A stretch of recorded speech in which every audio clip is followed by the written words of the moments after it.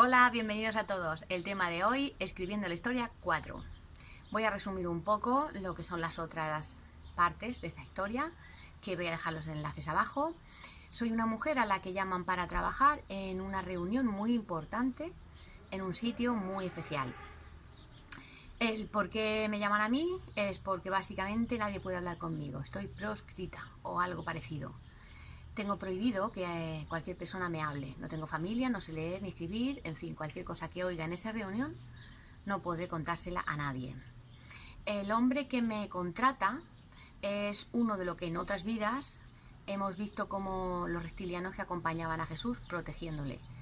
Por supuesto es mi inconsciente el que le ve la parte reptiliana de ese hombre, no mi consciente. Para mí es un hombre normal, aún así a mí me da miedo porque se le nota así potente, aparte de que a mí cualquier persona podría matarme y no pasar nada.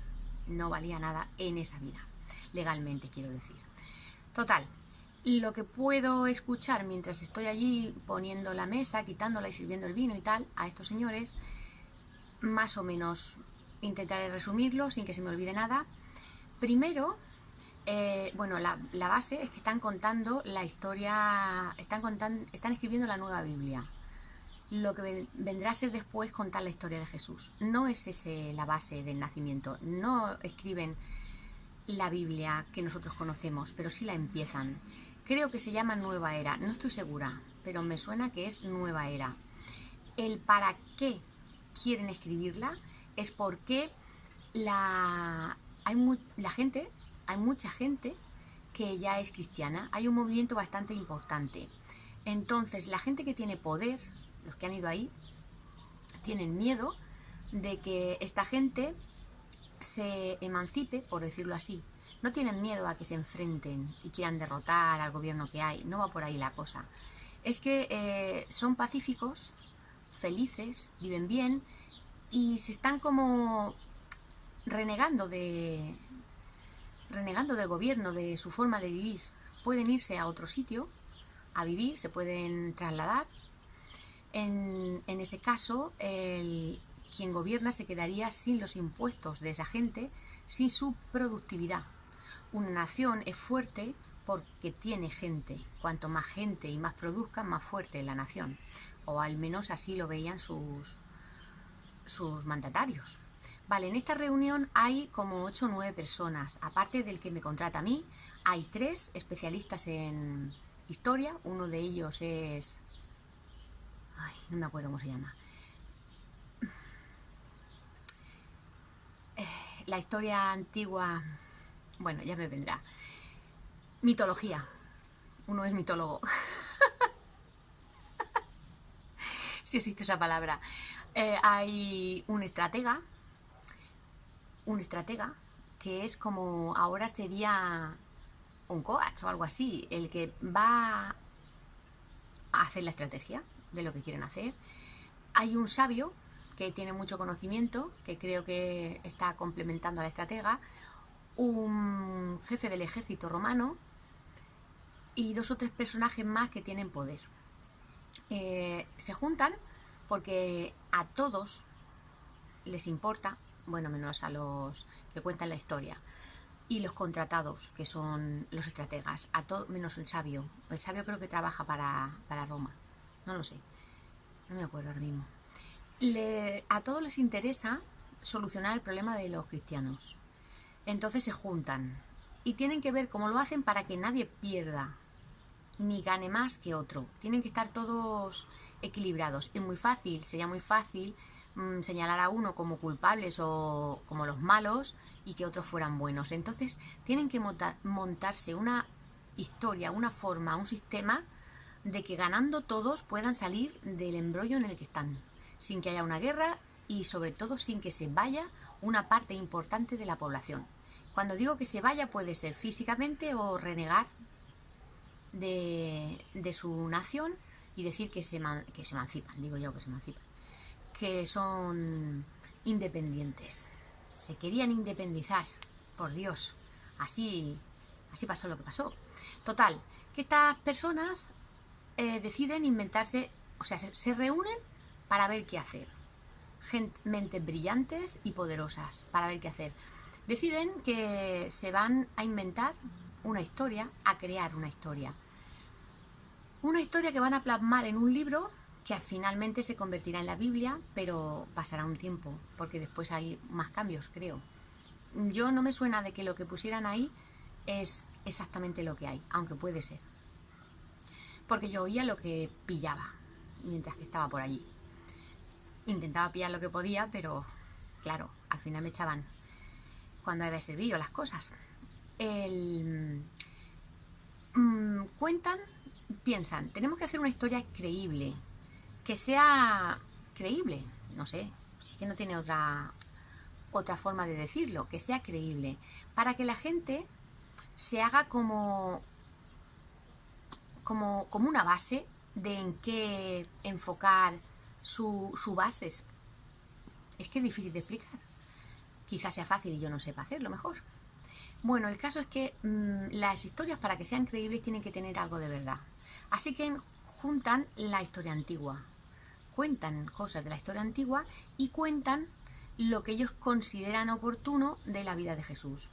Los apóstoles parece ser que cada uno contaba su versión de los hechos, a pesar de que cada uno veía lo que veía, veían todo lo mismo, pero cada uno lo interpretaba. También hay que pensar que eso ya pasa hoy en día.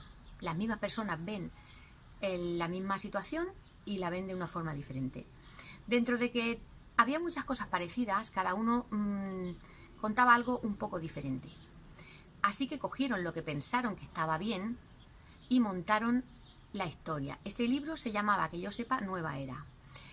Entonces, el plan es tiene un objetivo a largo plazo. Primero, montan la historia. Han conseguido reunir la historia de Jesús, ¿vale? Esa historia se va a quedar impregnada en la gente que lo lea y que lo aprenda y que se lo cuenten. Pero no va a ser suficiente porque muchos ya tienen sus historias contadas de antes. Pero sí la siguiente generación y la siguiente generación, en una generación o dos, la gente nueva que nazca cristiana va a tener ya una base escrita y contada verbalmente por la gente que se va a encargar de contarla, que va a hacer más fuerza que las historias de oído a oído que se van perdiendo con las generaciones. Así saben los que montan la historia que en un momento dado tendrán como... Yo lo puedo comparar con un partido político y nada más lejos de mi intención que meterme en política. Sin embargo, un partido político sí se basa en unas leyes o unas bases, unas creencias para que la gente le pueda seguir. Entonces es algo parecido. Se montan eso así para que la gente le pueda seguir. Y ir robando adeptos al cristianismo clásico y llevárselos a ese cristianismo moderno, vamos a decirlo, nueva era. El objetivo era básicamente eso, que no se llegase un momento en que se quisieran separar. No temían por que lucharan contra su nación. En un principio no tenían por qué enfrentarse. No había una lucha de poder. No era o mandáis vosotros o mandamos nosotros. Sí, los romanos y todos los poderosos sí querían tener su poder. Y cuanto más gente hubiese en su nación, más poder tenían. Los cristianos no pretendían dominar a los que no creían en su... Como yo lo veo, yo lo sentí en la vida, ¿vale? Me puedo equivocar, por supuesto. Incluso puede ser que ni siquiera sea así. El caso es que como yo lo percibo, es que los cristianos lo que quieren es, pues eso, vivir tranquilos, a su aire, con el amor, hacer el bien, todas esas cosas. No querían convencer a los demás, ni someter a los demás, ni nada. Ellos querían vivir su vida tranquila, porque tenían el mensaje primigenio de Jesús, más o menos. Habían pasado unas cuantas generaciones, pero más o menos se había trasladado bien lo que querían decir. Entonces tenían una base buena, ellos querían vivir tranquilos. Pero claro, cuanto más gente quisiera vivir tranquila, cuanto más gente fuera feliz, podía llegar un momento que no quedasen los que pagaran sus impuestos y hicieran lo que decían los que gobernaban. Eso era uno de los problemas. Luego deciden, vale, eso es el por qué montan la historia. Luego hay cosas que cambian. Por ejemplo, Jesús no murió en la cruz. Por lo menos lo que yo oí era eso, no murió en la cruz. De hecho, lo capturaron una vez y se escapó. Por lo menos una vez, que yo creo que no lo capturaron más. El hecho de que Nerón dijera que se lavaba las manos fue para no dejar como malo a los romanos, porque siempre lo que querían era ser amigos de los cristianos para atraerlos a su posición, no enfrentarse. Decir que Nerón quería matarlo pues no era bueno y no servía para nada.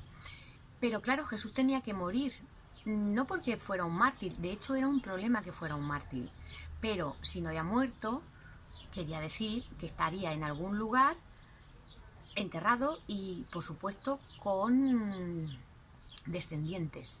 Y si esos descendientes son descubiertos o aparecen, sí existía la posibilidad de que los cristianos lo siguieran. Y por seguir al descendiente de Jesús sí hubiesen entrado en guerra con los romanos y con el que hubiera sido. Entonces sí se podría armar una buena. Eso era un peligro. Pero, como dice el refrán, muerto el perro, acabada la rabia. Así que Jesús murió. El porqué del resucitó a los 3 días no lo sé. O no lo hablaron ahí, o yo no me enteré cuando estaba afuera. Vale, entonces lo de Nerón, ya lo he contado. Él no murió en la cruz, ¿qué me queda? Bueno, en los otros vídeos también digo que era importante que Jesús fuera capturado porque si no dejaría en ridículo al ejército romano, que no era capaz de capturar a un simple mortal, que además podría ser un loco que decía que hacía cosas que no se creía nadie, al menos los que estaban allí no se lo creían. Y aparte de eso, también es verdad que según la Biblia, ¿vale? Que tiene cosas ciertas, ahora explico por qué.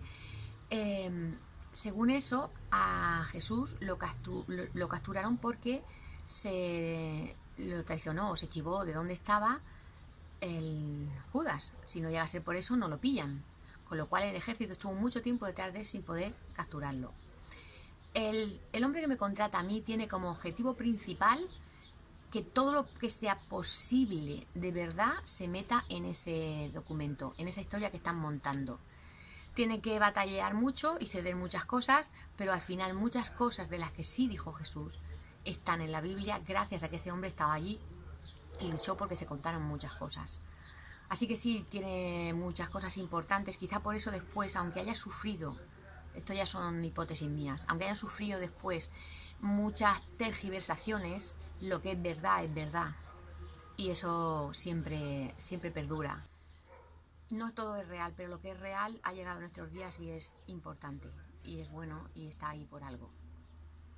Y aparte de eso, creo que ya lo cuento a todo. Bueno, también queda la cosa de que ya no sé si lo supongo yo o lo veo en esa vida o qué pasa, que después, cuando ya han montado esa historia con lo que han querido quedarse de los evangelios, de los apóstoles, después todo lo que no concuerda con lo que han metido en los evangelios, tienen que hacerlo desaparecer, porque tiene que ser real lo que han escrito. No pueden aparecer luego escritos que contradigan lo que los sabios y los que mandan han dicho que es verdad. Es peligroso escribir la historia de Jesús. De hecho, esconden los escritos de los apóstoles, que es lo que se ha encontrado en Nag Hammadi y en el Mar Muerto, creo. Desde luego todo eso se escondió porque si no los hubieran destruido. Y mi opinión, que ya no sé si es mi lógica o que lo vi en la vida, eso ya no lo sé, es que fue así porque no coincidía con lo que habían puesto ese día. Ese día empezó, no sé el tiempo que siguieron haciéndolo, pero ese día se fundó lo que hoy es la Biblia, vamos, según lo que yo entendí, lo que se fundó, que se llamaba Nueva Era, se funda y es donde deciden qué contar. Todo lo que no cuentan y contradice lo que ellos han decidido, ese grupo de personas, es lo que después se persigue y se esconde para que después lleguen nuestras vidas. Habrá que mirar más por ahí. Bueno, pues creo que no se me ha olvidado nada y si no, pues ya lo diré en otro vídeo. Muchas gracias, espero que os haya gustado, que paséis buen día. Hasta la próxima.